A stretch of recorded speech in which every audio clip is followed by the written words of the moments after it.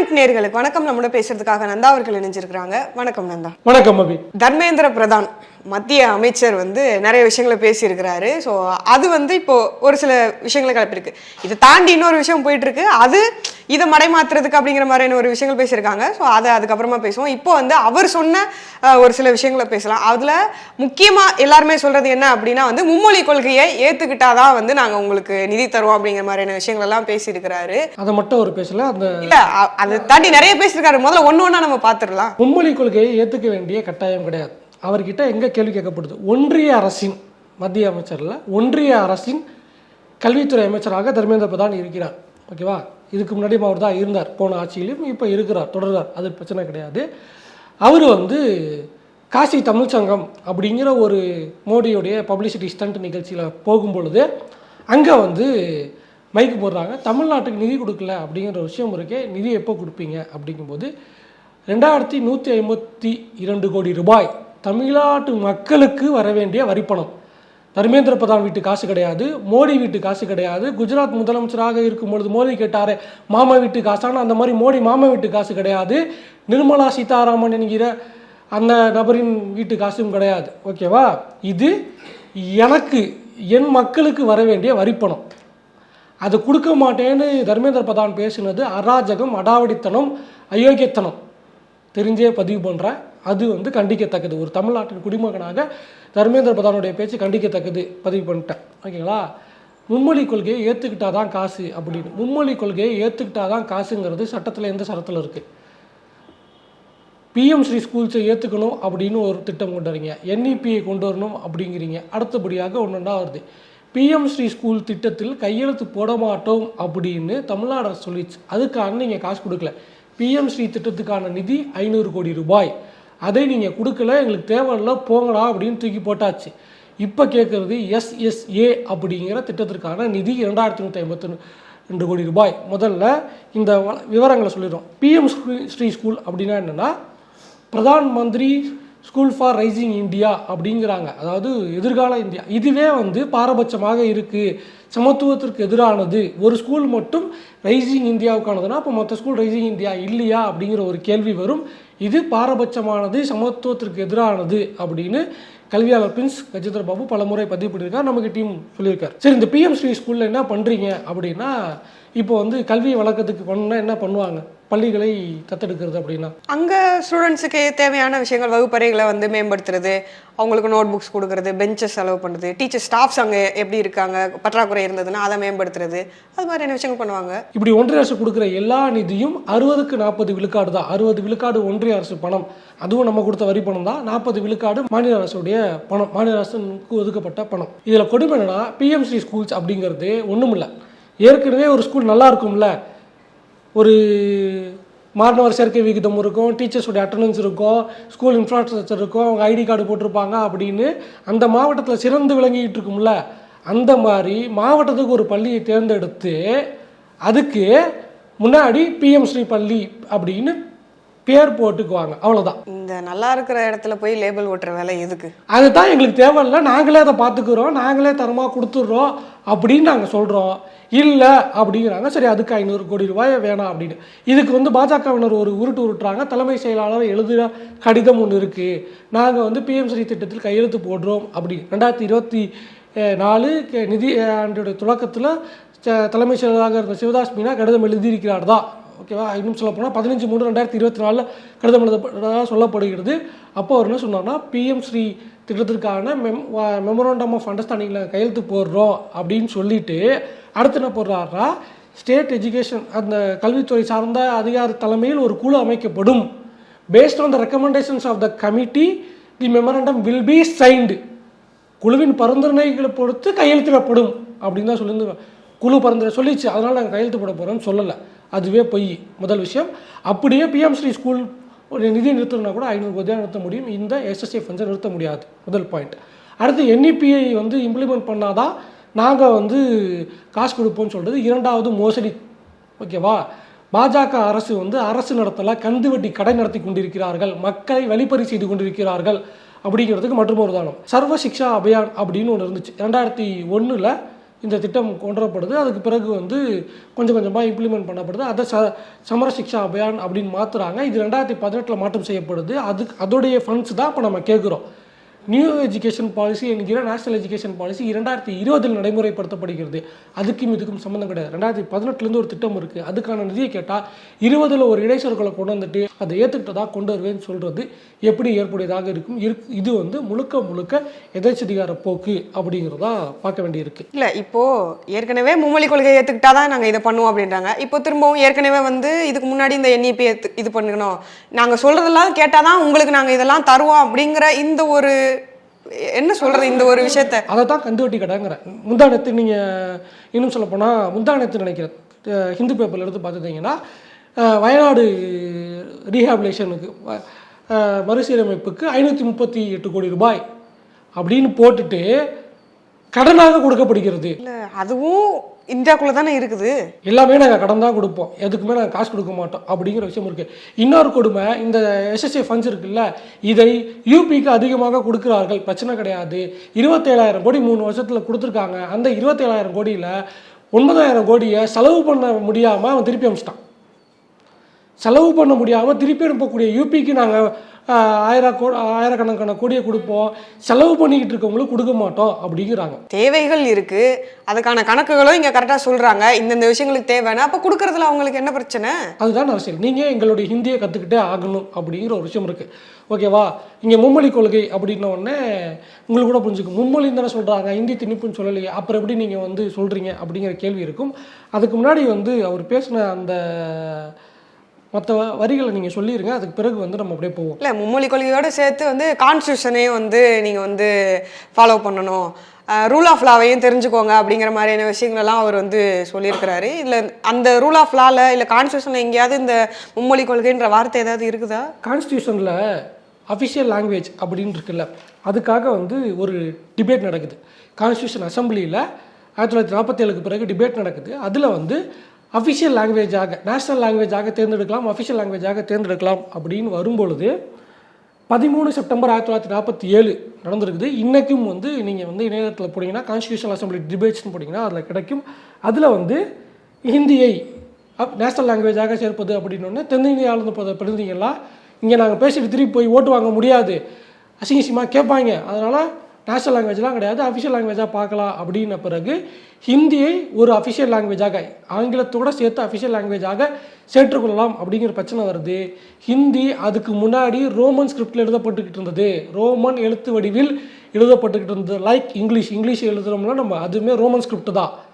ஓகேவா? தமிழுக்கு ஒரு எழுத்து வடிவம் இருக்குது, வரி வடிவம் இருக்குது. தமிழ் பிராமியாக இருந்து இப்போ தமிழ் எழுத்து வரி வடிவம் வந்திருக்குல்ல, அந்த மாதிரி ஹிந்திக்கு எழுத்து வரி வடிவம் கிடையாது. அதனால் தேவநாகிரி ஸ்கிரிப்டில் எழுதலாம், அதில் தான் எழுதணும் அப்படின்னு அந்த கான்ஸ்டியூஷன் அசம்பிளியில் முடிவாகி 2 அஃபிஷியல் லாங்குவேஜஸ் வருது. அப்புறம் அஃபிஷியல் லாங்குவேஜஸோட எண்ணிக்கை இப்போ 22 உயர்த்திட்டாங்க. சரிங்களா? கான்ஸ்டியூஷனில் எங்கேயுமே மும்மொழி கொள்கையை கட்டாயம் கடைபிடித்தாகணும் அப்படின்னு ஒன்று கிடையாது. சரிங்களா? முதல்ல வந்து இந்த கான்ஸ்டியூஷன் அசம்பிளியில் என்ன சொல்கிறாங்கன்னா 2 மொழிகள் இருக்குது, ஹிந்தி இங்கிலீஷ் இருக்கும். அடுத்த 15 ஆண்டுகளுக்கு இந்த மொழிகள் நடைமுறையில் இருக்கும். 15 ஆண்டுகளுக்கு பிறகு ஆங்கிலத்தை அகற்றி முழுமையாக நீக்கிவிட்டு ஹிந்தி இந்தியாவின் மொழியாக இருக்கும் அப்படின்னு சொல்லப்படுது. சரிங்களா? ஆர்டிகல் 343 வந்து சொல்கிறாங்க. அதில் வந்து என்ன பிரச்சனை வருது அப்படின்னா, இந்த 15 ஆண்டுகளில் இந்தியாவை வந்து அதில் தெளிவாக சொல்கிறாங்க, ஹிந்தியை நீங்கள் மக்கள்கிட்ட கொண்டு போகணும், பிரச்சாரம் பண்ணுங்க, ஃபோர்ஸ் பண்ணக்கூடாது அப்படின்னு கான்ஸ்டியூஷனல் அசம்பிளி டிபேட்டில் இருக்குது. போய் வேணால் எடுத்து பார்த்துக்க சொல்லுங்கள். அதில் 15 ஆண்டுகளை ஹிந்தியை ஏற்றுக்கிட்டால் நீங்கள் வந்து இங்கிலீஷை எடுத்துடலாம். ஒரு குடிமகன், இந்தியாவின் ஒரு குடிமகன் ஹிந்தி வேணாம் எனக்கு இங்கிலீஷ் வேணும்னு நினச்சா கூட அவனுக்கு அந்த உரிமை இருக்குது அப்படின்னு அந்த டிராஃப்டில் இருக்குது. 15 ஆண்டுகளில் ஹிந்தியை நீக்க போகிறோம் அப்படின்னு ராஜேந்திர பிரசாத் சொல்லும் பொழுது, சாரி இங்கிலீஷை நீக்கிறோம் அப்படி 1963 சொல்லும்போது தமிழ்நாடு கிளர்த்து எழுந்து மாநில அரசுகள் விரும்பும் வரை அவங்க ஆங்கிலத்தை பயன்படுத்தி கொள்ளலாம், அதுபோக மாநில அரசுகள் அவங்களுடைய மாநில மொழிகளை தேர்வு செய்து கொள்ளலாம் அப்படிங்கிற ஒரு விஷயம் சொல்லப்பட்டிருக்குது. அப்படிங்கும்போது இன்றைக்கும் போயிட்டு கவர்மெண்ட் ஆஃப் இந்தியா வெப்சைட்டில் நீங்கள் எடுத்து பார்த்துக்கோங்க. 1963 அஃபிஷியல் லாங்குவேஜஸ் ஆக்ட்னு இருக்குது. அது பல முறை திருத்தப்பட்டிருக்கு, 87, 2001 எல்லாத்துலேயும் திருத்தப்பட்டிருக்கு. அதில் they shall be extended to the official languages act அப்படின்னு போட்டுட்டு அதில் 2வது ஒரு வரி சொல்லப்பட்டிருக்கும், they shall be extended to the whole of India except the state of Tamil Nadu. இது ஒட்டுமொத்த இந்தியாவுக்கும் விரிவுபடுத்தப்படுகிறது. தமிழ்நாடு நீங்களாக தமிழ்நாட்டுக்கு இருமொழி கொள்கை தான் இருக்கு, மூன்றாவது மொழியை நாங்கள் ஏற்க மாட்டோம் அப்படின்னு அரசியலமைப்பு சரத்தில் உரிமை வாங்கி வச்சிருக்கிறோம். இப்போ எப்படி நீங்கள் என்ஃபோர்ஸ் பண்ணுவீங்க? கான்ஸ்டியூஷன்லாம் அது கிடையாது. மற்ற எல்லாருக்குமே கான்ஸ்டியூஷன்லாம் கிடையாது. நாங்கள் கேட்டு வாங்கி வச்சுக்கிட்டோம். வேணும்னா மீதி இருக்கவங்களும் வாங்கிக்கோங்க, மீதி இருக்கவங்க நீங்கள் கேட்டு வாங்கிக்கோங்க. கான்ஸ்டியூஷனில் அந்த சரத்து இருக்குது. இன்னமும் நீங்கள் அஃபிஷியல் வெப்சைட்டில் போய் பார்த்துக்கோங்க. இதெல்லாம் தெரியாமையா அப்போ இவ்வளோ பேசிக்கிட்டு இருக்கிறாங்க? பிரதானுக்கு தெரியாது. சரி, அவர் ஒருத்தருக்கு தெரியாது, ஓகே. மற்றவங்களாம் அத்தனை பேர் இருக்காங்கல்ல பிஜேபியில். யாருக்கு முதல்ல அரசியல் சாசனம் தெரியும்? அரசியல் சாசனம் இவங்க படிச்சுட்டு வந்தாங்களா? மோடிக்கு தெரியுமா? ரூல் ஆஃப் லா அப்படிங்கிறாங்க. எது ரூல் ஆஃப் லா? இன்னொன்று, ஒன்றிய அரசு கொன்ற சட்டம் தான் செல்லுபடியாகும், மாநில அரசு சட்டம் கொண்டக்கூடாது அப்படிங்கிற வியாக்கியானம் பேசிக்கிட்டு இருக்கார். அது சட்டத்துக்கு மட்டும்தான், பாலிசிக்கு இல்லை. இன்னொன்று, கல்வி கன்கரன்ஸில் இருக்குது. அப்படிங்கும்போது மாநில அரசின் கருத்தை கேட்க வேண்டும் அப்படிங்கிற விஷயம் இருக்குது. சுப்ரீம் கோர்ட்டில் நடுவில் போயிட்டு ஒரு குட்டுப்பட்டு வந்தாங்க. அந்த வழக்கையும் நம்ம அடுத்து பேசுவோம், ஓகேவா? அதனால் தர்மேந்திர பிரதான் சொல்லுவது ஏற்க முடியாது. என்னுடைய பணம், என் மக்களுக்கான பணம், என் மாநில மக்களின் உரிமை, அதை கொடுத்தே ஆக வேண்டும். இல்லைன்னா இன்னொரு மொழி போரை இந்த மண் சந்திக்கும் அப்படின்னு ஏற்கனவே திமுக கூட்டணி கட்சிகள் இறங்கிச்சு. அதிமுக ஜெயக்குமார் பேசிட்டாரு, நேற்று எடப்பாடி வேலூரில் பேசியிருக்காரு. தூக்கத்தில் இருக்கக்கூடிய தாவேகா கூட வந்து அறிக்கை கொடுத்துருக்குது. பார்த்துக்கோங்க, இதுக்கப்புறம் என்ன அப்படிங்கிறத நீங்களும் முடிவு பண்ணிக்கணும். ஆப்போசிட்டில் இருக்கிறவங்க இவ்வளோ பேசியிருக்கிறாங்க. பாஜகவில் இருந்தும் அதுக்கு வந்து நிறைய பேசியிருக்கிறாங்களே. அண்ணாமலை பேசியிருக்கிறாரு, அக்கா தமிழிசை பேசியிருக்கிறாங்க, எச் ராஜா பேசியிருக்கிறாரு. தர்மேந்திர பிரதான் என்ன சொன்னார்? மும்மொழி கொள்கை அப்படின்னு தான் சொன்னார். ஹிந்தி அவர் வாயிலேருந்து வரல. நீங்கள் ஏன் எதிர்க்கிறீங்க அப்படின்னு அது டிவி டிபேட்லலாம் தர்மேந்திர பிரதான் மும்மொழி கொள்கை சொல்லும்போது, நீங்களா ஹிந்தி அப்படின்னு ஒரு கட்டமைப்பை சேர்ந்து திமுக அரசியல் பண்ணுது அப்படின்னாங்கல்ல. அந்த ஐபிஎஸ் படிச்சதா ஒரு நபர் சொல்லிக்கிட்டு இருக்காருல்ல, ஓகேவா? இன்னும் சில வார்த்தைகளை பயன்படுத்தலாம், நாகரிகம் கருதி. என்னுடைய கணியத்துக்காக நான் வந்து அந்த வார்த்தைகளை பயன்படுத்தலை. அந்த முன்னாள் ஐபிஎஸ் பேசின வார்த்தைகளை மட்டும் நீங்கள் சொல்லுங்கள், அதுக்கப்புறம் நம்ம பேசுவோம். அவர் என்ன சொன்னார்? இந்தியர்களாக இருக்கிறவங்க கண்டிப்பாக ஹிந்தி தெரிஞ்சிருக்கணும். நார்த் இந்தியாவுக்கெலாம் போனோன்னா பாத்ரூம் கூட நம்மளால் போயிட்டு போக முடியாது, கண்டிப்பாக தெரிஞ்சிருக்கணும் அப்படிங்கிற மாதிரியான விஷயங்களை அவர் சொன்னார். இந்தியர்களுக்கு ஹிந்தி கற்றுக்கணும்னு கட்டாயம் கிடையாது. அரசியலமைப்பில் எந்த சரத்தில் சொல்லுது ஹிந்தி கற்றுக்கிட்டாதான் இந்தியன்னு? அவர் நிறைய புக்ஸ் படித்தேன்னு ஒரு கணக்கு சொன்னார்ல, அதில் எதுலையாவது இருந்திருக்குமா இருக்கும். அந்த புக்கு வந்து அது கமலாலயத்தில் எழுதி அவங்களே பிரிண்ட் போட்டு வச்சுக்கிட்டோம். அது பண்ண முடியாது. முதல்ல இந்த டுபாகூரை என்ன சொன்னாப்புல, இந்த டுபாகூருக்கு முதல்ல இங்கே நேர்மை இருக்குதா? டுபாகூர்னு தெரிஞ்சதா சொல்கிறேன். கர்நாடகாவில் இருக்கும்போது ப்ரௌடு கன்னடிகா அப்படின்னாப்புல, கன்னடனாக நான் சாக விரும்புகிறேன் அப்படின்னு அங்கே ஐபிஎஸ்ஸாக இருக்கும்போது. தமிழ்நாட்டில் வந்து சுத்த தமிழ், பச்சை தமிழ், எனக்கு ஹிந்திலாம் தெரியாதுண்ணா அப்படின்னு டெல்லியில் போய் நின்றுட்டு இங்கிலீஷில் பேசிக்கிட்டு, சரி ஹிந்தியில் பேசிக்கிட்டு. மோடி இங்கே வந்தால் என்ன சொல்கிறாரு? இருங்க, அதுக்கு வரேன். மொழிக் கொள்கையெல்லாம் பேசும்போது மோடியை பேசாமல் இருக்க முடியுமா? அதுவும் அமெரிக்காவில் வந்து இங்கிலீஷ்க்கே டிரான்ஸ்லேஷன் வச்ச நபர் தானே வரேன், சரிங்களா? அண்ணாமலையோடது உளறல், அவர் பேசுறதை ஏற்றுக்க முடியாது. ஹிந்தி காலாவதியான கொள்கைலாம் வேற ஏதோ சொல்லி வச்சிருக்கிறாப்புல. காலாவதியான கொள்கை தானே, இருமொழி கொள்கை காலாவதி ஆயிடுச்சுல்ல, மும்மொழி கொள்கை இருக்குது அப்படிங்கிறீங்கல்ல. ஒரே ஒரு கேள்வி கேட்குறேன். இது அதுக்கு முன்னாடி வந்து தர்மேந்திர பிரதானே வந்து என்இபியை ஃபாலோ பண்ணுங்க அப்படின்னார்ல. என்இபியில் என்ன சொல்லியிருக்காங்க? கல்வியை நாங்கள் தரமாக உயர்த்துவோம், கல்வி அனைவருக்கும் கொண்டு போய் சேர்ப்போம் அப்படின்னு சொல்லிட்டு கிராஸ் என்ரோல்மெண்ட் ரேஷியோவை இன்க்ரீஸ் பண்ண போகிறோங்கிறாங்க. எலிமெண்ட்ரி ஸ்கூல்ஸில் இன்க்ரீஸ் பண்ண போகிறோங்கிறீங்கல்ல. ஒரே ஒரு கேள்வி, பீகாரில் 2023-24 மாணவர் சேர்க்கை என்னவாக இருந்துச்சு? தமிழ்நாட்டுடைய மாணவர் சேர்க்கை விழுக்காடு என்ன? பீகாரில் எலிமெண்ட்ரி ஸ்கூலில் மாணவர் சேர்க்கை விழுக்காடு குறையுது. தமிழ்நாட்டில் மாணவர் சேர்க்கையுடைய விழுக்காடு 97 விழுக்காடாக அதிகரிச்சிருக்கு. பெண்களுக்கு 97 விழுக்காடு அட்மிஷன் இருக்குது. இப்போது எது காலாவதியான கொள்கை? எதுக்கு நான் நியூ எஜுகேஷன் பாலிசி ஏற்றுக்கணும்? இன்னொன்று, நியூ எஜுகேஷன் பாலிசியில் கிராஸ் என்ரோல்மெண்ட் ரேஷியோ அப்படின்னு 2030 50% தொட வேண்டும் அப்படின்னு நீங்கள் சொல்கிறீங்க. நாங்கள் 2020க்கு முன்னாடியே 57 விழுக்காடு 52 விழுக்காடு வச்சுருக்குறோம். நான் முன்னாடியே போய் நின்றுட்டேன், ஓகேவா? நீ பின்னாடி இருக்க வேகமாக ஓடிவாடா அப்படின்னு சொன்னால், இல்லை நான் என்னால் ஓடி வர முடியாது, நீ ஓடினா திருப்பி ரிவர்ஸில் வாங்குறீங்க. பைத்தியக்காரத்தனமா இல்லை? கிராஸ் என்ரோல்மெண்ட் ரேஷியோ இருக்குது. இப்போது இவங்க சொல்கிறாங்கல்ல மும்மொழி கல்வி கற்றுக்கணும். சரி, ஓகே, அந்த விஷயத்துக்குள்ளே வருவோம். இந்த மும்மொழி கற்றுக்கணும், மும்மொழி கல்வி கற்றுக்கணுங்கிறாங்கல்ல. இந்த காலகட்டத்தில் மொழியே தேவை கிடையாது, ஒன்றும் வேணாம். இப்போது நீங்கள் ஏஐ டெக்னாலஜியில் போயிட்டு அடித்து ஒரு வார்த்தையை டைப் பண்ணிங்க அப்படின்னா லாங்குவேஜ் ட்ரான்ஸ்லேஷன் போட்டால் அப்படியே வந்துடும். வருமா வராதா? இல்லை, வரும், அதெல்லாம் பிரச்சனை இல்லை. அப்புறம் எல்லா இடத்துலையும் என்ன சொல்லுவாங்க, எல்லா இடத்துலையும் போய் நீங்கள் ஏஐ வச்சே யூஸ் பண்ணிட்டு இருக்க முடியுமா, கற்றுக்கிறதுல உங்களுக்கு என்ன பிரச்சனைன்னு கேட்பாங்க. மொழியை கற்றுக்கிறதுவா? மொழி தேவை அப்படின்னா கற்றுக்க போகிறேன், ஓகேவா? அண்ணாமலை சொன்னார்ல, நான் 3 வருஷம் டெல்லியில் இருந்திருக்கிறேன், ஓகேவா? அண்ணாமலை ஹிந்தியோட ஹிந்தி நல்லா பேச முடியும். ஹிந்திக்கு பின்னாடி வருவோம், ஹிந்தியோட வரலாறு அந்த கதையெல்லாம் இருக்குல்ல, அதுக்கு பின்னாடி வருவோம், ஓகேவா? 3.5 வருஷம் நான் வந்து டெல்லியில் இருந்துருக்கிறேன். என்னால் ஹிந்தி பேச முடியும், அது ஒரு மேட்டரே கிடையாது. இதில் வந்து ஒரு விஷயம் இருக்குது தெளிவாக, ஹிந்தியை வந்து திணிக்கணும் அப்படின்னு காந்தி ஆரம்பித்து வச்சது. நாட்டுக்கு பாதி கெடுதலை வந்து செஞ்சதில் காந்திக்கு முக்கிய பங்கு இருக்குது. இது மாதிரி ஏதாவது சொல்லிட்டு போயிருங்க, அப்புறம் ஏதாவது கேஸ் போட்டுற போகிறாங்க நம்ம மேலெல்லாம். இல்லை காந்தியை திட்டினாலாம் வந்து மோடி கவர்மெண்ட்டில் கேஸ் போட மாட்டாங்க. காந்தியை திட்டினாங்கன்னா மோடி வந்து பாராட்டு விழா வேணால் கொடுப்பாரு, கட்சியில் பதவி கொடுத்தாலும் கொடுப்பார். ஓகேங்களா? 1920களில் யூபிஎஸ்சியுடைய சேர்மனாக இருந்த சர் பி.டி. விஜயராகவாச்சாரி என்ன சொல்கிறாருன்னா, இந்தியை கட்டாயமாக்கணும், இந்தியை மக்கள்கிட்ட கொண்டு போய் சேர்க்கணும், ஸ்கூல்ஸ்லேயே நம்ம ப்ரமோட் பண்ணணும், 6 மாதத்தில் இந்தியை கற்றுக்கலாம் அப்படின்னாரு. எத்தனை மாதம் ஹிந்தி கற்றுக்கிறதுக்கு? 6 மாதம். ஓகேவா? பேரறிஞர் அண்ணா என்ன தெரியுமா சொன்னார், அந்த வீடியோ கூட முந்தா வந்து என்ன போட்டு சோஷியல் மீடியாவில் போட்டிருந்தேன், ஹிந்தி கற்றுக்க 3 மாதம் ஆகுன்னாரு. நான் சொல்கிறேன் 1.5 மாதம் கூட தேவையில்லை, அவ்வளோதான் ஹிந்தி லாங்குவேஜ். தமிழ் மொழி அப்படி கற்றுக்க முடியுமா 6 மாதத்தில்? பிஹெச்டி வரைக்கும் படித்து முடிச்சாலே அதுக்குள்ளே என்ன இருக்குன்றது பாதி நேரத்தில் தெரிய மாட்டேங்குது. அதுதான். ஓகேவா? சரி, இப்போ இந்த மொழி கற்றுக்கொள்வதால் எனக்கு என்ன பலன்? நான் ஒருத்தர்கிட்ட பேசுவதற்காக தொடர்பு மொழி அப்படிங்கிறத கட்டாயப்படுத்தி திணிக்கிறதே தப்புங்கிற. நான் என்ன சொல்கிறேன், எல்லா ஸ்கூல்ஸ்லேயும் இங்கிலீஷ் மீடியம் ஆஃப் எஜுகேஷன் கொண்டு வாங்க. இங்கே திருப்பி வந்து வளர்ச்சி ஏற்படுங்கிறாங்கல்ல. இங்கே நீங்கள் குளோபல் சிட்டிசனாக இருக்கிறீங்க, வேர்ல்டு லெவலில் குளோபல் லெவலில் போகணும் அப்படிங்கும் பொழுது இங்கிலீஷ் இஸ் கம்பல்சரி, வேறு வழியே கிடையாது. இங்கிலீஷில் தான் படித்தாகணும். English is a global language. அதனால் நான் என்ன சொல்கிறேன், இந்தியா முழுக்க இங்கிலீஷ் மீடியமை கொண்டு வாங்க, தமிழ்நாடு உட்பட. தமிழ் அப்படிங்கிறத ஆப்ஷனல் லாங்குவேஜாக, செகண்ட் லாங்குவேஜாக வச்சுக்குவோங்க. 3வது லாங்குவேஜ் அப்படிங்கிறது வேணுங்கிற விருப்பப்பட்டால் கற்றுக்குவோங்க அப்படின்னு தான் சொல்கிறேன். ஏன்னா நீங்கள் போயிட்டு வைக்கிறீங்க. நான் சொல்கிறேன் லாங்குவேஜ் அப்படின்னா பைத்தான், ஜாவா, ஏகப்பட்ட மிஷின் லேர்னிங் அந்த மாதிரியான விஷயங்கள் இருக்குது. அதை சொல்லி கொடுத்தா அவன் போயிட்டு நாசாவில் வேலை பார்ப்பான், இல்லை சிலிகான் வேலியில் வேலை பார்ப்பான். ஹிந்தியை கற்றுக்கிட்டு நான் என்ன நாக்கே வலிக்க போகிறேன்? ஏங்க அதுக்காக ஹிந்தி பேசுகிறவங்கலாம் என்ன வேலைக்கா போல அப்படிங்கிற மாதிரி திருப்புவாங்க. எங்கள் பீகார்லேருந்து இங்கே வந்து வேலை பார்த்துக்கிட்டு இருக்காங்க, அந்த வேலை தானே.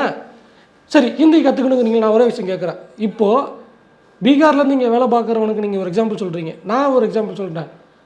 மதுரையில் ஒருத்தர் பிறந்தாப்புல, ஓகேவா, பரப்பன சமூகம் தான் நினைக்கிறேன், சமூக பிரச்சனை கிடையாது, கஷ்டப்பட்டு படித்தாப்புல, அப்புறம் சென்னையில் காலேஜ் முடித்தார்னு நினைக்கிறேன். இன்றைக்கி அமெரிக்காவில் சிலிக்கான் வேலியில் உட்காந்துருக்கிறாப்புல. பேர் சுந்தர் பிச்சை. அந்த நபரை வந்து இந்தியாவுக்குள்ளே வரும்போது ஹிந்தியை பற்றி கேட்கும்போது, சாரி எங்கள் ஊரில் ஹிந்திக்கு அவசியம் இருக்குது, நாங்கள் ஹிந்தி கற்றுக்கலாம், எனக்கு ஹிந்தி தெரியாதுன்னார். ஒப்பனை சொன்னார், வீடியோ இருக்குது. ஹிந்தி தெரியாத சுந்தர் பிச்சை அங்கே போய் உட்காந்துருக்கிறாரு, ஹிந்தி தெரிஞ்ச தமிழ்நாட்டில் வந்து வேலை பார்த்துக்கிட்டு இருக்கான். எத்தனை நான் ஹிந்தி ஸ்பீக்கிங் ஆட்கள் சிலிக்கான் வேலியில் உட்காந்துருக்காங்க சொல்லுங்கள். எத்தனை சிஇஓஸ் இருக்காங்கன்னு சொல்லுங்கள், எத்தனை சிஇஓஸ் இருக்காங்க அப்படின்னு. இந்தியன் டெக் கம்பெனிஸோடைய சிஇஓஸ், டெக் ஜெயின்ஸ் இருக்காங்கல்ல, டாப் கம்பெனிஸோடைய டெக் ஜெயின்ஸ், ஓகேவா, அவங்கெல்லாம் டெக் கம்பெனிஸோட சிஇஓஸ் யார்? அசீம் பிரேம்ஜி, அவரும் வந்து நீங்கள் சொல்ல முடியாது. இன்ஃபோசிஸ் நாராயணமூர்த்தி, நம்ம மாமா, ஓகேவா, பெங்களூரு. சிவநாடார் பேர்லேயே இருக்குது. ஹெச்எல் வந்து நைட்டில் வச்சுருந்தாலும் இங்கே தான். அப்புறம் அம்பானி அதாண்டி கூட குஜராத்திட்டாங்க, ஹிந்தி பேசக்கூடிய ஆள் கிடையாதுங்க. ஹிந்தி முதல்ல யாருக்கும் தாய்மொழி கிடையாது, ஓகேவா. அப்புறம் என்ன ஹிந்திக்கு வியாக்கியானம் பேசிக்கிட்டு இருக்கார் அப்படிங்கிற கேள்வி இருக்குல்ல. இதை வந்து தேசிய மொழி ஆக்குறதுனால என்ன சாதிச்சிருவாங்க? தேசிய மொழி ஆக்க முடியாது, அது ஏற்கனவே தலைகளாக நின்று தோத்துட்டாங்க, இப்போ கட்டாயப்படுத்தி திணிக்கிறாங்க, அவ்வளோதான். அக்கா தமிழிசை என்ன சொன்னாங்க, தாவேகா தலைவர்கிட்ட போயிருக்கிறாங்க அந்த பக்கமாக. தாவேகா தலைவர் வந்து மல்டி லாங்குவேஜில் படம் ரிலீஸ் பண்ணுறாரு, அதனால நீங்கள் வந்து எப்படி அதை ஹிந்தி எதிர்க்கிறீங்க அப்படின்னு. ஓகே, இதே ஒரு ஸ்டேட்மெண்ட்டை அண்ணாமலையும் ஒரு அபத்தமாக வளர்ப்பார். விஜய் சேதுபதி வந்து ஹிந்திக்கு எதிராக ஒரு ஸ்டேட்மெண்ட் பேசியிருப்பார். இது தேவையில்லாத விஷயம் தான், அதனால் ஹிந்தியை நாங்கள் எதிர்க்கல, ஹிந்தி திணிக்கிறத நான் எதிர்க்கிறேன், பிடிஆர் பதில் சொல்லியிருப்பார், நீங்கள் பார்த்துக்கோங்க அப்படின்னு சொல்லிட்டு சொன்ன உடனே இப்போ ஜவானில் நடித்தார், அப்போ வந்து எனக்கு ஹிந்தி தேவையாக இருக்குது அப்படின்ட்டுன்னு. ஆனால் அறகுறைகளா எந்த இங்கிலீஷ் படத்தையும் வந்து நீங்கள் சப்டைட்டிலோட பார்க்கலாம், ஹிந்தி படத்தை சப்டைட்டில் பார்க்கலாம். கொரியன் படத்தை இங்கே உட்காந்து பார்த்துன்னு இருக்காங்க, கொரியன் வெப் சீரிஸ் பார்த்துன்னு இருக்கானுங்க நம்ம ஊரில். கொரியன் கற்றுக்கிட்டு கொரியன் லைஃப் ஸ்டைலில் வாழ்ந்துக்கிட்டு இருக்கானுங்க 2K கிரிஞ்சிகள்லாம், ஓகேவா. அதனால அது ஒரு மாற்றம் கிடையாது. விஜய் வந்து 3வது லாங்குவேஜில் டப் பண்ணார்ல, தமிழ்நாட்டுக்குள்ளே ஹிந்தியை கொண்டு வந்து ஹிந்தியில் தான் நீ படம் பார்க்கணுன்னாரா? எனக்கு தமிழ் தெரியும், இங்கிலீஷ் தெரியும், எனக்கு இங்கிலீஷை விட ஃப்ளூயண்ட்டாக ஹிந்தி பேச தெரியும், ஓகேவா. யூகேஜிலேருந்து நான் வந்து ஸ்கூல் படிச்சுக்கிட்டு இருக்கேன். காலேஜ் வரைக்கும் படிச்சிருக்கிறேன். Of course discontinued. 15 வருஷமாக ஹிந்தி படிச்சிருக்கிறேன். ஸ்கூல்ஸில் கிராமரோடு படிச்சிருக்கிறேன். என்னால் ஹிந்தியோட இங்கிலீஷோட ஹிந்தி ஃப்ளூவெண்ட்டாக பேச முடியும். என் தலைவன் பாலையா படம் பார்த்தும் பவன் கல்யாண் படம் பார்த்துமே எனக்கு தெலுங்கு புரியும். பேசும்போது கொஞ்சம் ஸ்டாமரிங் ஆகும், ஓகேவா, அவ்வளோதான், கற்றுக்க முடியும். இன்னும் ஒரு 10-15 மலையாள படம் பார்த்தோன்னா மலையாளம் கற்றுக்கலாம். இது ஒரு மேட்ரே கிடையாது. Language it's a communication tool, it's not a skill. மொழி என்பது அறிவு கிடையாது அப்படிங்கிற ஒரு அடிப்படை புரிதல் இருந்துச்சுன்னா இந்த அபத்தங்கள்லாம் வராது. சொல்கிறதுக்கே நீங்கள் எப்படி சொல்கிறீங்களே. அடுத்து இன்னொருத்தர் பேசி வச்சிருக்காரு, உங்களுக்கு மிகவும் பிடித்த நபர் பாஜகவில் எச் ராஜா. பாவம், அவரும் வந்து தலைவர் பதவிக்காக என்னெல்லாமும் பண்ணிக்கிட்டு இருக்காப்புல. விஜய்னு போட்டார். அந்த ட்வீட்டில் வெறும் விஜய்னு போட்டாரா ஜோசப் விஜய்னு போட்டாரான்னு தெரியல. ஜோசப் விஜய்னு எதுவும் போட்டிருந்தாரா? இந்த மாதிரி தான் இருந்தது. ஜேசன் சஞ்சய், அது பையன் பேர் ஜேசன் சஞ்சய் போட்டார். ஜோசப் விஜய் போட மறந்துட்டார் பாருங்க. கொள்கையில் பின்வாங்கிட்டார், கொள்கையில் தவறிட்டார். இப்போ விஜய் வந்து அவர் பிள்ளையை படிக்க வைக்கிறார். நாங்கள் தப்புன்னே சொல்லலையே. விஜய் அவருடைய குழந்தைய படிக்க வைக்கிறார், தப்புன்னு நாங்கள் எங்கேயா சொன்னோமா? உங்கள் பிள்ளை இப்போ எச் ராஜா பிள்ளையோ இல்லை அண்ணாமலை பிள்ளையோ ஹிந்தி படிக்க வைக்கக்கூடாதுன்னு நாங்கள் சொன்னோமா? ஒன்றும் இல்லை. நம்ம ஆஃபீஸ் இருக்க ஏரியாவில் தான் தட்சிண பாரத் ஹிந்தி பிரச்சார சபான்னு ஒன்று இருக்குது, ஓகேவா? அந்த ஹிந்தி பிரச்சார சபாவில் வந்து தான் காந்தி அத்தனை அழிச்சாட்டியமாக அட்டலியமும் பண்ணிட்டு போனாப்புல, ஹிந்தியை எல்லாத்தையும் கற்றுக்கணும் அப்படின்ட்டுன்னு, ஓகேவா? காந்தி இன்னும் ஒரு படி மேலேயே போனார். என்ன தெரியுமா? தன்னுடைய யங் இந்தியா பத்திரிகையில் 1920 எழுதுகிறார், பெரும்பான்மை மொழியான இந்தியை மொழி சிறுபான்மையான திராவிடர்கள் ஏற்க வேண்டும், கற்றுக்கணும் அப்படின்னு கட்டாயப்படுத்தினார். 1920 யங் இந்தியாவில் எழுதியிருக்கிறார். இல்லை, எனக்கு புரியல. ஹிந்தி பேசக்கூடிய பெரும்பான்மையினர்னா எந்தெந்த ஸ்டேட்டில் இப்போ வந்து எல்லாரும் ஹிந்தியை பேசிக்கிட்டு இருக்கிறாங்க இருக்குது, அதுலேயும் வரேன், ஓகேங்களா? சரி, வரும். நம்ம வந்து இப்போ பேசும்போது வந்து தரவுகளும் எல்லாமே பேசக்கூடாது, டீட்டெயிலாக பேசுவோம், ஓகேவா? ஸோ அதனால் மும்மொழி கொள்கையை நாங்கள் ஏற்றுக்க முடியாது. மும்மொழி கொள்கைங்கிறது மோசடி. இன்னொன்று, இந்தியாவில் எங்கேயுமே மும்மொழி கொள்கை கிடையாது, ஓகேங்களா? அடுத்தபடியாக இவங்க அடுத்து என்ன சொல்லுவாங்கன்னா, என்இபியில் மும்மொழி கொள்கை இருக்குது, அதனால் அது கட்டாயம் அப்படின்னாங்க. இந்தியாவில் 2 மொழிக் கொள்கைகள் தான் இருக்குது. ஒன்று தமிழ்நாட்டில் இருமொழிக் கொள்கை, மற்ற மாநிலங்களில் ஒரு மொழிக் கொள்கை தான் இருந்துக்கிட்டு இருக்குது. தென்னிந்திய மாநிலங்களில் அந்தந்த மொழிகள், தென்னிந்திய மாநிலங்களில் இருமொழிக் கொள்கை இருக்குது. கன்னடம், தெலுங்கு, மலையாளம் இவங்கெல்லாம் வந்து இருமொழிக் கொள்கைலாம் வச்சுக்கிட்டு இருக்காங்க. இந்த 4 மாநிலங்களை தவிர்த்து பார்த்துட்டிங்கன்னா, திராவிட நிலப்பரப்பை தாண்டி நீங்கள் வெளியே போயிட்டீங்கன்னா அது ஒரு மொழிக் கொள்கை தான், அங்கே இங்கிலீஷ் கூட கிடையாது அப்படிங்கிற ஒரு விஷயம் தான் இருக்குது. இந்த மும்மொழி கொள்கையை கடைபிடித்த மாநிலங்களில் எங்களுடைய தரம் இந்த அளவுக்கு இருந்திருக்கு, நாங்கள் முன்னேறி இருக்கிறோம் அப்படின்னு நீங்கள் சொல்லுங்கள், அதுக்கப்புறம் ஒத்துக்கலாம். இன்னொன்று, மும்மொழி கொள்கையில் 3வது மொழி எதுவாக வேண்டுமானாலும் இருக்கலாம், கட்டாயம் கிடையாது அப்படிங்கிற ஒரு விஷயம் சொல்லப்படுதில்ல, அதுவும் பொய். இல்லை, இப்போது ஒரு சந்தேகம். அந்த மும்மொழி கொள்கைன்னு சொல்கிறாங்கல்ல, அதில் வந்து அந்த 3வது லாங்குவேஜாக ஹிந்தி தான் இருக்கணும்னு எங்கேயாவது இருக்கா, இல்லை அதை தாண்டி வேறு ஏதோ ஃப்ரெஞ்சோ இல்லை உருது? பதில் சொல்கிறேன், ஓகேங்களா? 27/10/2014 99th meeting board of governors of KVs அப்படின்னா கேந்திர வித்யாலயா, அதில் நடந்த மினிட்ஸ் கூட்டத்தில் இருக்குது. அந்த நான் சொல்லக்கூடிய தரவுகள் வந்து அஃபிஷியலாக கொடுக்கப்பட்ட ஸ்டேட்மெண்ட். மாண்புமிகு மக்களவை உறுப்பினர் அக்கா கனிமொழி அவங்களோட ட்விட்டர் பக்கத்தில் போட்டிருக்காங்க, நீங்கள் வேணால் போய் பார்த்துக்கோங்க. தவறு இருப்பின் கேஸ் போட்டுங்க, கேஸை சந்திச்சுக்கலாம். அதில் teaching of foreign languages in KVs அப்படின்னு சொல்லும்போது Sanskrit, German to the option of Sanskrit, German மொழியை சான்ஸ்கிரிட்டுக்கு மாற்றாக கற்றுக் கொடுப்பதை டிஸ்கண்டினியூ பண்ணுறோம் அப்படின்னு சொல்கிறாங்க. எப்போ வந்து சொல்கிறாங்க? 27/10 சொல்கிறாங்க. கல்வி ஆண்டு ஆரம்பிக்கிறது எப்போ ஆரம்பிக்குது? 6ஆம் மாதம். நீங்கள் 10ஆம் மாதம் வந்து சொல்கிறீங்க, தப்பு இல்லையா? அது 4 மாதம் படிச்சுக்கிட்டு இருக்கோம், திடீர்னு விட்டுட்டு கொண்டு வாங்கன்னு அப்படின்ட்டு. அடுத்து என்ன சொல்கிறாங்கன்னா, ஜெர்மன் லாங்குவேஜுக்கு பதிலாக Sanskrit or any other modern Indian languages தான் நீங்கள் படிக்கணும், any other modern Indian languages அப்படிங்கிற ஒரு விஷயம் இருக்குது. இதுக்காக மாணவர்களுக்கு பாதிக்கப்படக்கூடாதுன்னு மிட் செஷன் பாலிசி சேஞ்சுக்காக adequate counsellings will be given to the parents and the students அப்படின்னு சொல்கிறாங்க. ஜெர்மனி வில் பி, அந்த ஜெர்மனி மொழி இருக்குல்ல, சான்ஸ்கிரிட் வந்து அங்கே இருக்க டீச்சர்ஸ் மூலமாக சொல்லிக் கொடுப்பாங்க. ஹிந்தி அப்படிங்கிறதை அங்கே தேவையின் அடிப்படையில் கான்ட்ராக்ட் டீச்சர்ஸை வச்சு சொல்லி தருவாங்க. 20 ஸ்டூடெண்ட்ஸ் ஏற்றுக்கிட்டால் தான் அந்த மொழி, அஃபிஷியல் லாங்குவேஜஸில் இருக்க 22 மொழி சொல்லிக் கொடுக்கப்படும். அதர் லாங்குவேஜஸை நீங்கள் வேணால் ஹாபியாக வச்சுக்கலாம் அப்படிங்கிறாங்க. இன்னொன்று, இவங்க என்ன சொல்கிறாங்கன்னா, அந்த குழந்தையோட தாய்மொழி, அதுவும் பிறகு ஒரு அஃபிஷியல் லாங்குவேஜில் இருக்க ஏதோ ஒரு லாங்குவேஜ், அப்புறம் வந்து உங்களுக்கு விருப்பப்படுற மொழி அப்படிங்கிறாங்க. ஆர்டிஐயில் ஒரு விஷயம் கேட்கப்படுது. 2028/1/2021 அதுக்கு பதில் கொடுக்கப்பட்டிருக்கிறது. ஆர்டிஐயில் தமிழ்நாட்டில் 49 கேந்திர வித்யாலயா பள்ளிக்கூடங்கள் இருக்கிறது, ஒன்றிய அரசுடைய சிபிஎஸ்சி ஸ்கூல்ஸ். ஓகேவா? இந்த நடுவில் நீங்கள் ஒரு பாயிண்ட்டை மறந்துட்டீங்க. பாஜகவினர் வந்து ரொம்ப லாவகமாக பேசுவாங்க. திமுகவினர் நடத்தக்கூடிய பள்ளிகளில் ஹிந்தி கற்றுக் கொடுக்கப்படுது. சிபிஎஸ்சி ஸ்கூல்ஸில் ஹிந்தி கம்பல்சரி, ஹிந்தி கட்டாயம் படித்தாக வேண்டும் அப்படிங்கிறது இருக்குது. தமிழ்நாட்டில் 49 பள்ளிகள் இருக்குது. அதில் வந்து என்ன சொல்கிறாங்க அப்படின்னா, ஹிந்தி கம்பல்சரியான்னு கேட்டால் 6 முதல் 8ஆம் வகுப்பு வரை உள்ள மாணவர்களுக்கு ஹிந்தி, சான்ஸ்கிரிட் கம்பல்சரி, இந்த 2 மொழி நீங்கள் படித்தே ஆகணும். இதுலேருந்து இந்த மும்மொழி கொள்கை வருது. ஒரு கேள்வி இருக்கா?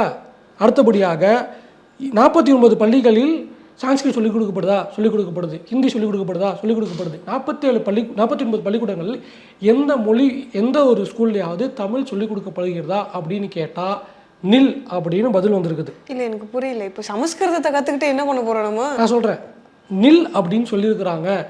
தமிழுக்கு பதிலாக சான்ஸ்கிரிட்டுக்கு பதிலாக தமிழை ஆப்ஷனாக எடுக்கலாமா அப்படின்னா அந்த ஆப்ஷன் கிடையாது அப்படிங்கிற ஒரு விஷயம் இருக்குது. ஏன்னா எங்களுக்கு ஹிந்தியும் சான்ஸ்கிரிட்டும் தான் முக்கியம், மற்ற மொழி முக்கியம் இல்லை. ஹிந்தி கூட இப்போ ஓரளவுக்கு பேச்சில் இருக்குது, எழுத்து வடிவத்தில் இருக்குது அப்படின்னு. அந்த சமஸ்கிருதம் என்னங்க இருக்குது? இப்போ அடுத்தபடியாக டீச்சர்ஸ் இருக்கணும்ல, இவங்க என்ன சொல்கிறாங்க, கற்றுக்கலாம் அப்படின்ட்டுன்னு. ஒன்று வேணாம், கேவிஸ் இருக்குல்ல, இந்த 49 ஸ்கூல்ஸில் எத்தனை ஹிந்தி டீச்சர்ஸ் இருக்காங்க, எத்தனை தமிழ் டீச்சர்ஸ் இருக்காங்க அப்படிங்கிற ஒரு தகவல் இருக்குல்ல, அதுக்கு இவங்க அதே ஆர்டிஐயில் பதில் சொல்லியிருக்கிறாங்க. என்ன தெரியுமா? 109 ஹிந்தி டீச்சர்ஸ் இருக்காங்க, 53 சான்ஸ்கிரிட் டீச்சர்ஸ் இருக்காங்க. தமிழ் டீச்சர் ஒருத்தர் கூட இல்லை. நீங்கள் எப்படி தமிழ் சொல்லி கொடுப்பீங்க? ஒரு ஸ்கூலில் கூடவா இல்லை? ஒரு டீச்சர் கூட இல்லை. தமிழ்நாட்டில் இருக்கக்கூடிய 49 கேந்திர வித்யாலயாவில் எந்த கேந்திரிய வித்யாலயாவிலும் தமிழ் சொல்லி கொடுக்கப்படவில்லை. ஆப்ஷனல் லாங்குவேஜாக கூடவா அதில் வைக்கல? 3வது மொழியாக நீங்கள் வேணா கற்றுக்கங்க. அதுவும் 20 பிள்ளைங்க கேட்டால் நாங்கள் சொல்லிக் கொடுப்போம். 20 பிள்ளைங்க கேட்கலாம் அப்படின்னா எண்ணிக்கை கம்மியாக இருக்குன்னு நாங்கள் வந்து டீச்சர் போடாமல் விட்டுருவோம். சரிங்களா? இப்போ நீங்கள் கேட்டீங்க பார்த்தீங்களா ஹிந்தி அப்படின்னு. இங்கே ஹிந்திக்கு ஸ்கிரிப்ட் கிடையாது, தேவநாகரிங்கிறது தான் ஸ்கிரிப்ட். அடுத்தபடியாக இன்னொரு உண்மை தகவலை சொல்லிடுறேன். கேகே கிரியேட்னு ஒரு யூடியூப் சேனல் இருக்குது. அந்த ஒரு பொண்ணு வந்து நிறையா இந்தியாவை எக்ஸ்ப்ளோர் பண்ணி இந்தியாவில் இருக்க ஒவ்வொரு கிராமத்துடைய கதையும் வீடியோவாக போடணும் அப்படிங்கிறது அவங்க ஆசை. ஸோ அவங்க வந்து இந்த லாங்குவேஜஸ் பற்றிலாம் ஒரு வீடியோ போட்டிருப்பாங்க. அதுக்கு முன்னாடி நீங்கள் ஏன் கேட்டீங்கல்ல, ஏன் ஹிந்தியை அவங்க திணிக்கிறாங்க அப்படின்னு, அதுக்கு பல காரணிகள் இருக்குது. ஒன்று, ஹிந்தியை திணிப்பதன் மூலமாக ஆங்கிலத்தை நம்மள்ட்ட வந்து அந்நியப்படுத்துறது. ஏன்னா நாங்கள் தான் ஹிந்தி மட்டும் படித்து விளங்காமல் வளர்ச்சி இல்லாமல் தற்கொலையாக சுற்றிக்கிட்டு இருக்கோம். நீங்கள் இங்கிலீஷை படித்து வளர்ந்துட்டீங்கன்னா எங்களை பார்த்து எங்கள் ஊர் மக்களில் இருக்கவங்களாம் காரி துப்புறாங்கல்ல. உங்ககிட்ட வந்து நாங்கள் இங்கிலீஷை படிச்சிட்டோம்னா நீயும் விளங்காமல் போயிடுவேன், நானும் விளங்கலை நீயும் விளங்காத அப்படிங்கிற ஒரு பாயிண்ட். 2வது, ஹிந்தி என்பது இவங்களுடைய முகமூடி. ஹிந்தியின் மூலமாக சமஸ்கிருதத்தை அடுத்தபடியாக பின்னாடியே திரிப்பாங்க. ஒரு மொழிக்கு வாழ்வியல் அப்படின்னு ஒன்று இருக்கணும், பண்பாடு, கலாச்சாரம், இலக்கியம் அப்படின்னு இருக்கணும். ஹிந்தியில் அப்படி ஒரு இலவும் கிடையாது. அதுதான் பிரச்சனை. ஓகேங்களா? இது ஒரு சென்ட்ரல் கவர்மெண்ட் பண்ணுற வேலையாங்க இது. இன்னொரு விஷயம் இருக்குது. ஹிந்தி இந்தியாவில் இருக்கக்கூடிய அதிக மக்கள் பேசிக்கொண்டிருக்கிறார்கள் அப்படிங்கிற ஒரு ஊட்டுவாங்க.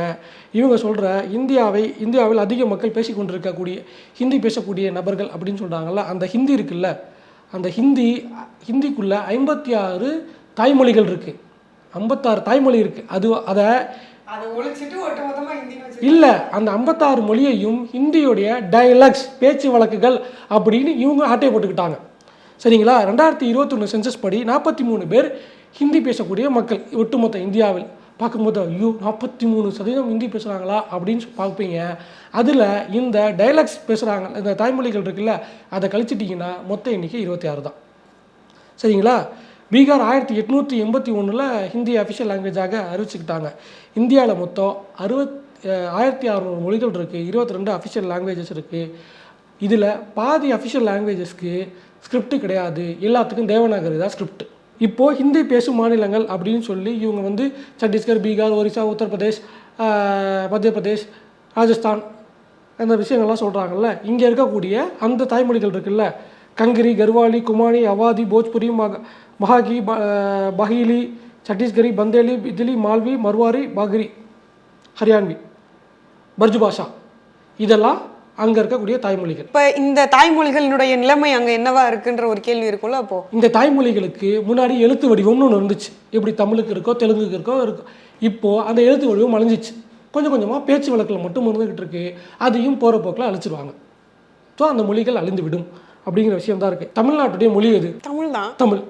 இங்கிலீஷாக நம்ம செகண்டரி லாங்குவேஜ் இருக்கும். தமிழ்நாட்டில் தமிழ் மொழி பேசக்கூடியவங்களுடைய எண்ணிக்கை எதுவாக இருக்கும்? அதுதான் அதிகபட்சமாக இருக்கும். அடுத்தபடியாக தெலுங்கு, கன்னடம், மலையாளம், ஹிந்தி, சௌராஷ்டிரா பேசுகிறவங்க இருக்காங்க, துளு பேசுகிறவங்க இருக்காங்க. இன்னும் சொல்ல வந்து தோடா இருக்குது, படுகா இருக்குது, ஏகப்பட்ட மொழிகள் இருக்குது. ஓகேவா? தமிழ்நாட்டுடைய அஃபிஷியல் லாங்குவேஜ் தமிழ், அது ஃபஸ்ட்டில் இருக்கா? உத்தரப்பிரதேசத்தோடைய உத்தரப்பிரதேசோட அஃபிஷியல் லாங்குவேஜ் ஹிந்தி. ஆனால் டாப் 5ல் ஹிந்தி கிடையாது. அங்கே அதிகமாக பேசக்கூடிய மொழி முதல் 5 இடங்களில் முதல் இடத்துல இருக்கக்கூடியது கர்வாலிங்கிற மொழி. கர்வாலி, குமானி, உருது, பஞ்சாபி, பெங்காலி, இதுதான் முதல் 5 இடங்களில் இருக்குது. ஜார்க்கண்ட் எடுத்துக்கிட்டோம்னா கோர்த்தா, அதுதான் முதல் இடத்துல இருக்குது. அதுலேயும் முதல் 5 இடத்துல ஹிந்தி கிடையாது. ராஜஸ்தானில் ராஜஸ்தானி 31.6 விழுக்காடு இருக்குது. அங்கே செகண்ட் பிளேஸில் ஹிந்தி இருக்குது 26. அடுத்து வந்து ஹிமாச்சல் பிரதேசம் எடுத்துக்கிட்டால் பாகரி, அங்கே தான் 39.94 விழுக்காடு இருக்குது.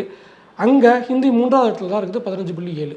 ஹிந்தியை கழிச்சிட்டோம்னா, ஹிந்தியை இந்த டைலாக்லேருந்து கழிச்சிட்டோம்னா சத்தீஸ்கரில் ஹிந்தி பேசக்கூடிய மக்களுடைய எண்ணிக்கை 10 விழுக்காடு. ஆனால் அங்கே அஃபிஷியல் லாங்குவேஜ் ஹிந்தி. அதே ராஜஸ்தானில் 27 விழுக்காடு, பீகாரில் 25 விழுக்காடு, ஜார்க்கண்டில் 21, ஹிமாச்சல் பிரதேசில் 15. இதுதான் ஹிந்தியை பேசக்கூடிய மக்களுடைய எண்ணிக்கை, டைலக்ட் இல்லாமல் ஹிந்தியாக சொல்லப்படுகிற. இப்போ எப்படி ஹிந்தியை நீங்கள் வந்து பெரிய லாங்குவேஜ் அப்படின்னு சொல்கிறீங்க அப்படிங்கிற ஒரு கேள்வி இருக்குல்ல. அதுபோக இந்த 22 அஃபிஷியல் லாங்குவேஜ் இருக்குல்ல, அதில் போடா, டோக்ரி, ஹிந்தி, கொங்கணி, மைத்திலி, மராத்தி, நேபாளி, சான்ஸ்கிரிட், சிந்தி, இந்த 9 மொழிகளுக்கும் ஸ்கிரிப்டுன்னு ஒன்று கிடையாது, ரிட்டன் ஃபார்மட் ஸ்கிரிப்ட் கிடையாது. அது எல்லாமே தேவநாகரி ஸ்கிரிப்டில் எழுதப்படுகிறது. தமிழுக்கு ரிட்டன் ஸ்கிரிப்ட் இருக்குது, தெலுங்குக்கு ரிட்டன் ஸ்கிரிப்ட் இருக்குது, அதே லாங்குவேஜ்குள்ளே.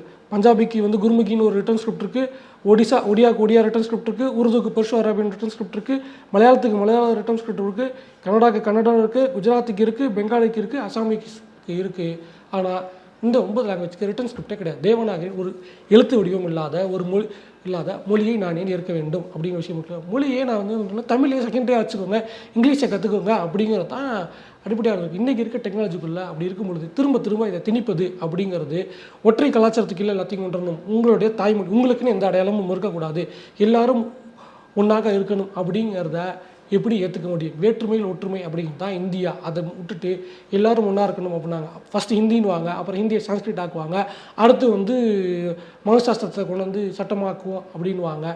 ஒரு வாழ்வியல் அப்படின்னு இப்போ ஒவ்வொரு மக்களுக்கு, இப்போ ஹிந்தி பேசக்கூடிய மக்களுக்குமே வந்து ஒவ்வொரு மொழிக்குமே வந்து வாழ்வியல் இருக்குது, அவங்களுக்கான கலாச்சார பண்பாடு இருக்குது. ஹிந்திக்குன்னு ஒருமித்த கலாச்சார பண்பாடுன்னு ஒன்று இருக்கா? அது எந்த ஏரியாவில் அவங்க பேசுகிறாங்களோ அந்த ஏரியாக்குள்ளே இருக்கிறவங்களுக்கான கலாச்சாரத்தை தான் அவங்களும் ஃபாலோ பண்ணுவாங்க. இன்னும் சொல்ல போனால் என்னுடைய நேரடிவ் உதாரணமே இருக்குது. நான் வந்து கோஆப்டெக்ஸில் வேலை பார்க்கும்போது எங்கள் ரீஜனல் ஆஃபீஸ் மும்பையில் இருக்குது, மாகிமில் இருக்க ஒரு இதுக்கு போயிட்டு ஜெராக்ஸ் எடுக்க போகும்போது அங்கே ஜெராக்ஸ் கடையில் இருந்தவங்க கித்தனா மாறினா அப்படின்னு கேட்டாங்க, எத்தனை காப்பி எடுக்கணும் அப்படின்ட்டுன்னு. கித்தனா மாறினா அப்படின்னு கேட்டாங்க. எனக்கு ஷாக் ஆயிடுச்சு, என்னடா அப்படின்னா கூட வந்தோம் சொன்னால் கித்தனா மாறினா எத்தனை காப்பி எடுக்கணும்னு சொல்கிறாங்க அப்படின்னு. கித்தனா மாறினா அப்படின்னு இதே வந்து டெல்லியில் போய் கேட்டிருந்தீங்கன்னா சிவிலை காட்டி அப்பியிருப்பானுங்க. ஏன்னா மாறினான்னா அடிக்கிறது. இது டெல்லியில் இருக்க ஹிந்தி. கோன் மாறினா அப்படின்னா யார் அடித்தா அப்படின்னு அர்த்தம். கித்தனா மாறினா அப்படின்னா அடிக்கிறாங்கன்னு அர்த்தம். இதே இது வந்து இருக்குது, மராட்டி அப்படிங்கிற விஷயம் இருக்குது, ஹிந்துஸ்தானி அப்படின்னு. ஸோ இங்கே ஒரு மொழி, ஹிந்திங்கிறது ஒரு மொழியே கிடையாது, அது பின்பகுதியில் உருவாக்கப்பட்டது தான் அப்படிங்கிற விஷயம் இருக்குது. லேட்டராக நீங்கள் பார்த்துக்கிட்டா கூட அதோட இலக்கிய வளம் அப்படிங்கிறது வந்து 13ஆம் நூற்றாண்டுக்கு பிறகு தான். பழமையான இலக்கியம் அப்படின்னு எடுத்துக்கிட்டால் கூட 13ஆம் நூற்றாண்டு தான் போகுது. அதுக்கு முன்னாடி வந்து உங்களுக்கு இலக்கிய வளமும் கிடையாது. அப்படிங்கும்போது நாங்கள் ஏன் கற்றுக்கணும் அப்படிங்கிறதா இருக்குது. இப்போது ரெண்டாவது, இப்போ சென்ட்ரல் கவர்மெண்ட்டு எல்லாரையும் ஒன்றுன்னு பார்க்குறாங்கன்னா கூட நீங்கள் சொன்ன மாதிரி நாங்கள் பின்னாடி இருக்கோம், நீயும் பின்னாடி வான்னு இழுக்கிறது எப்படி ஒரே இதுவாக்குறதா இருக்கும்? அதைத்தான் கேட்குறோம். நீங்கள் இஸ்ரோவில் ராக்கெட் விட்டோன்னு பெருமைப்படுறீங்க, சந்திராயன் விட்டீங்க, மங்கள்யான் விட்டீங்க, எல்லாத்தையுமே விட்றீங்க. அதுக்கெல்லாம் திட்ட இயக்குனர் யாரை போடுறீங்க? தமிழ்நாட்டில் அரசு பள்ளிக்கூடத்தில் படித்த ஆட்களை கொண்டு போய் விட்றீங்க. ஏன் வடநாட்டில் இருக்க யாரும் வரமாட்டாங்க? உங்களுக்கு இஸ்ரோவில் வடநாட்டை சேர்ந்தவங்க எத்தனை பேர் வராங்க? ஏன் வரல? பாண்டே, சர்மா, பண்டிட் யாராவது எடுத்துகிட்டு வரலாம்ல? இல்லை, ஒரு சென்ட்ரல் கவர்மெண்ட் பார்க்குற வேலையா இது அப்படிங்கிற கேள்வி தான் திரும்ப திரும்ப வருது. எல்லாருக்குமான சொல்ல மாதிரி எல்லா ஸ்டேட்டையும் ஒருங்கிணைத்த ஒரு இது தானே இந்தியா அப்படிங்கிறது. இதில் சீமான் ஒரு ஸ்டேட்மெண்ட் பேசியிருப்பார், அது தவறாக திரிக்கப்படுது. ஓகேவா? மேபி இந்தியா அப்படிங்கிறது அவங்கள பொறுத்த வரைக்கும் இந்தியா அப்படிங்கிறது இந்தி பேசக்கூடிய நிலப்பரப்பு, இந்தி பேசக்கூடியவர்களுக்கான நாடு அப்படிங்கிறதாகத்தான் அவங்க இன்ன வரைக்கும் பார்த்துக்கிட்டு இருக்காங்க. அப்படி தான் இருந்துக்கிட்டு இருக்கு. இன்னும் சொல்லப்போனால் மோடியே வந்து தாய்மொழி குஜராத்தியை மறந்துட்டு இந்திய தூக்கி பிடிச்சிக்கிட்டு இருக்காரு. இன்னும் திருப்பி பேசிக்கிட்டு இருக்காங்களா? அமெரிக்காவில் போயிட்டு ட்ரம்ப் கிட்ட கேள்வி கேட்குறாங்க. அவர் கேட்ட கேள்வி, ட்ரம்ப்பு இவங்களுக்கு ஜாயின்ட் ப்ரெஸ் கான்ஃபரன்ஸ் கொடுக்குறாங்க, கேட்ட கேள்வி இவருக்கு புரியலை. பின்னாடி இருக்க கேள்வி உனக்கு கேட்டாங்க, நான் பதில் சொல்கிறேன் பரவாயில்லன்னு ட்ரம்ப் ஒரு கேள்வி கேட்டிருப்பாரு. இங்கிலீஷ்க்கு டிரான்ஸ்லேஷனை இங்கிலீஷில் கொடுத்தது தான் அங்கே அமெரிக்காவில் நடந்துக்கிட்டு இருந்துச்சு. அந்த வீடியோவும் கூத்தாச்சு. ஒரு நாட்டுடைய பிரதமர் இன்னொரு நாட்டில் இப்போ மோடிக்கு அங்கே வந்து ஹிந்தியில் பேச வேண்டியதானே போயிட்டு ட்ரம்ப்பு கிட்ட, நான் ஹிந்தியில் பேச வேணாம் என் டிரான்ஸ்லேட்டர் உனக்கு சொல்லுவான்ட்டனே. இல்லை இங்கிலீஷில் கேட்டுதானே நீங்கள் பதில் சொன்னீங்க இருக்குல்ல. அவருமே வந்து அங்கே பதிலே ஹிந்தியில் தான் சொன்னார். ஓகேவா?